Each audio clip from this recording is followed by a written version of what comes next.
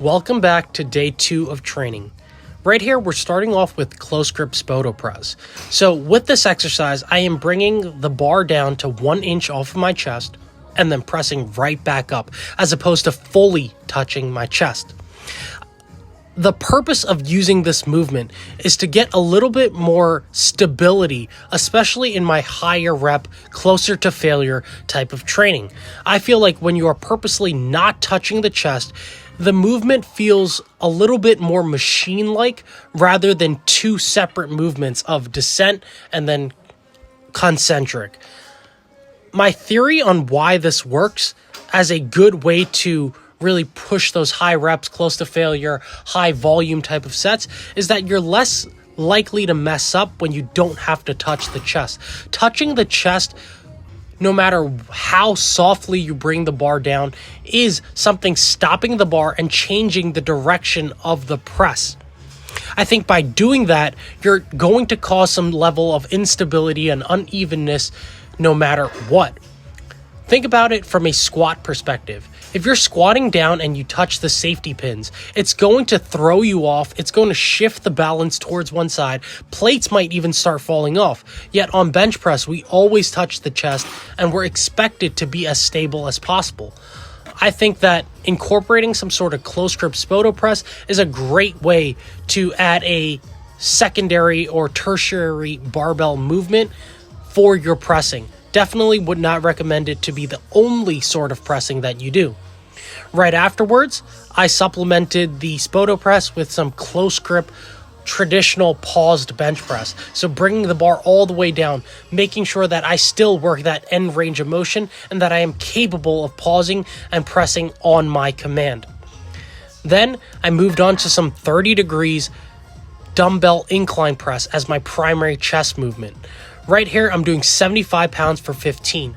My goal is to bring the bottom of the dumbbells towards my bicep and really get that deep stretch at the bottom and pausing it as well for that extra chest stretch. Afterwards, I'll move on to hammer strength shoulder press. So it's very intentional here that I chose a machine type of movement.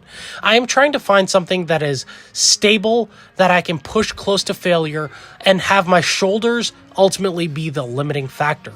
If I chose something like a barbell overhead press, it's very likely that my stability, my bracing, my breathing, my triceps, my lats, my timing of the press and the pop out the bottom are all limiting factors for overhead press.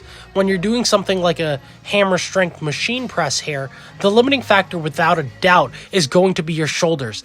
Especially at this point of the workout, I think it is very appropriate to have a machine and a more stable type of pressing here, as opposed to creating a more full body type of exercise. Next, I move on to pull-ups. So my take on pull-ups is that you should be able to do 100 reps within a certain workout. If you're at least an intermediate lifter and you're a male, it's just embarrassing to not be able to do 100 pull-ups in a workout. The rest periods may vary, but right here I'm using 1 minute and 15 for the rest periods. I think you can pull some guys off of a basketball team, off of a swim team, and they would be able to do 100 pull-ups given an unlimited amount of time. So it's very embarrassing for someone that's like, my primary hobby is the gym, yet they're unable to complete something so basic, so standard as 100 pull-ups.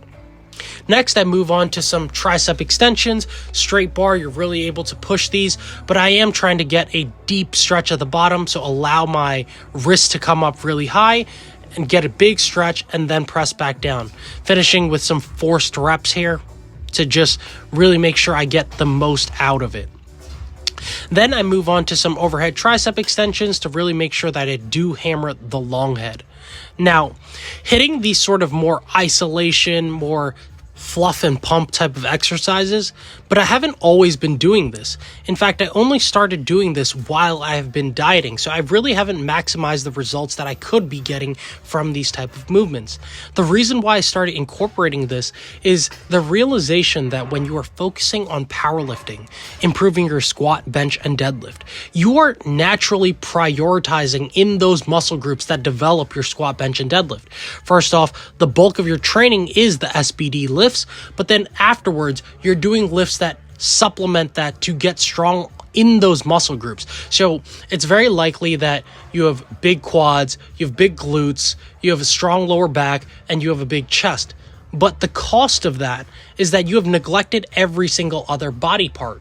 So yes, you may have legs that reflect someone of your training age. Say you've been training for 5 years. You got legs that reflect someone that's been training for 5 years, but then you got shoulders and arms that represent someone that have been training for just 2 years. You can grab a random gym bro. I assure you their bicep weekly volume is higher than yours. Their reps in reserve are lower than yours, so they push closer to failure than you. They've actively tried to progress that lift more than you have. They have troubleshooted any of their growing problems in those muscle groups while you have neglected that.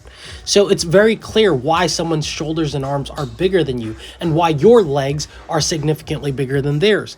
So what I am trying to do now is to reverse some of my training biases and train in a way that resonates with me and my goals a little bit more. That's all for video 2. I'll see you all on video 3 where I attempt the Murph challenge.